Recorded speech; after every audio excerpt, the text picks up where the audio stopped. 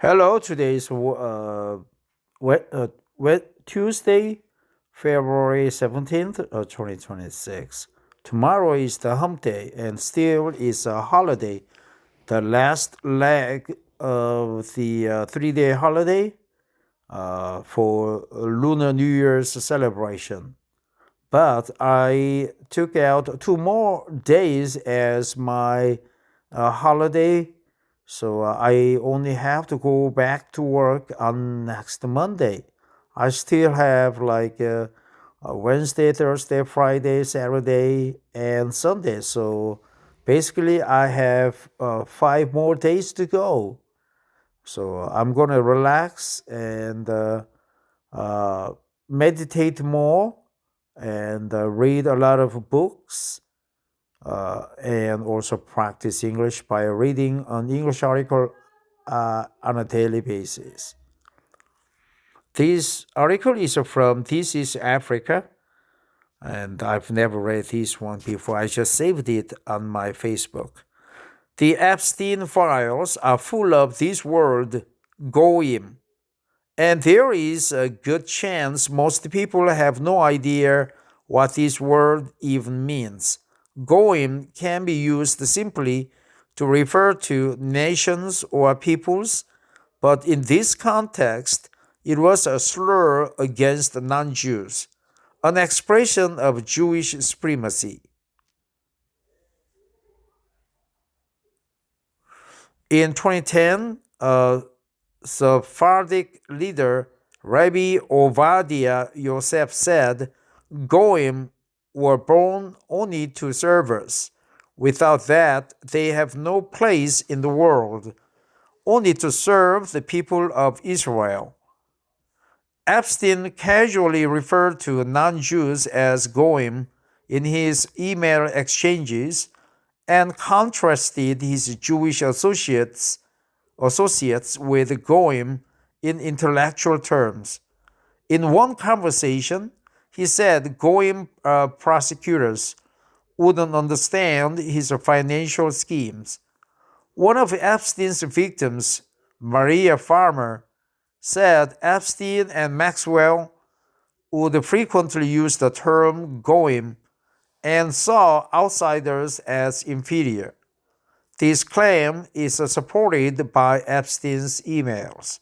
In 2010, email exchange with Peggy Siegel, Epstein discussed the guest list for the party at his New York mansion, which included Prince Andrew, Woody Allen, and Katie Couric.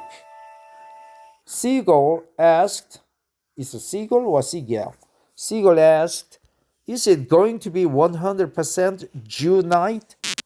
Epstein replied, no, goyim in abundance. JP Morgan execs brilliant WASPs. WASPs means white Anglo-Saxon Protestants. Epstein was essentially saying these are the acceptable non-Jews, the ones who are worthy of mingling with us. In a 2009 email discussing finances with Roger Shanks, Epstein wrote, this is the way the Jew make money. Let the goyim deal in the real world. He is talking of selling short the shipping futures, betting on the future freight rates, and laying off risks. The implication here is that the struggles of capitalism are far less humans, and people like Epstein get to enjoy easy money. He basically lived up to every anti Semitic trope. Every negative stereotype associated with Jews was embodied by this man. He basically lived up to every anti Semitic trope. Every negative stereotype associated with Jews was embodied this man. It is fair to say that Epstein did the fight against anti Semitism no favors. But one person who came out of the Epstein files with his reputation enhanced was another Jew, Norman Finkelstein. Finkelstein has been a nemesis of Epstein's lawyer, Alan Dershowitz, for years. But the Epstein files gave us a glimpse into how these people operate. Harvard professor Robert Trivers tried to bring Finkelstein into the circle to recruit him like they recruited Noam Chomsky. Basically, these people either bring you in or destroy you. It takes courage to stand up to Zionists, and this is exactly what Finkelstein did. Finkelstein replied to Trivers' invite. My guess is if Epstein put your daughter at age 15 in such a position, you would publicly describe him as a friend and person of integrity. In fact, I would hope you would probably promptly throttle both Epstein and Dershowitz. Contrast this level of conviction with a weasel like Keir Starmer, who described himself as a Zionist without qualification to the Israeli lobby and proceeded to do their bidding, expelling Jeremy Corbyn, supporting Israel's genocide, and proscribing groups that stood up to Israel. Men like Starmer are useful goyim. I just encountered the word goyim during the Corbyn years when I made the mistake of engaging Zionists under anti-Semitism smears. Suddenly, I was being called goyim and goy boy. Suddenly, I was being told to stop goy-splaining. I had no idea what they meant, and when I googled the words, I was taken aback. I had been perfectly nice, and yet these people were using a racist slur against me. This was my first encounter with Jewish supremacy. I had strongly opposed what Israel was doing to Palestine, but saw Zionism as nothing more than a nuisance domestically.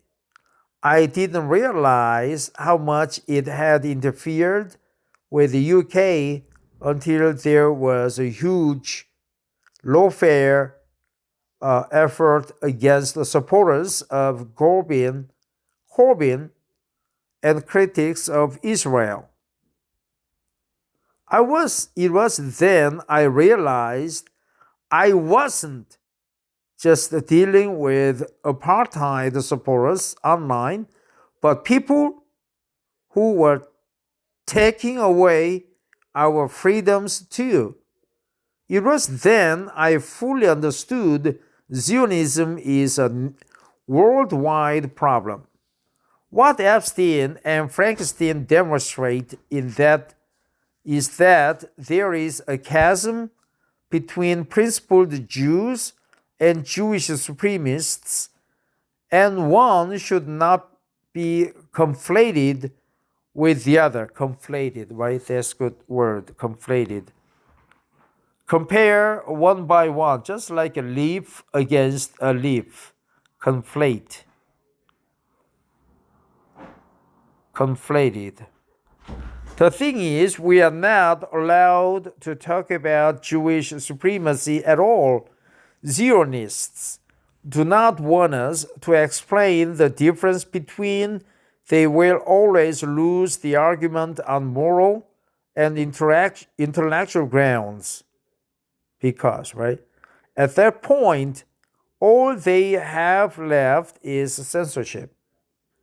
You will be hard pressed, that's not a good term, hard pressed to find a Western leader or a billionaire or a media mogul who does not describe themselves as a Zionist or side with Israel, right? Side with.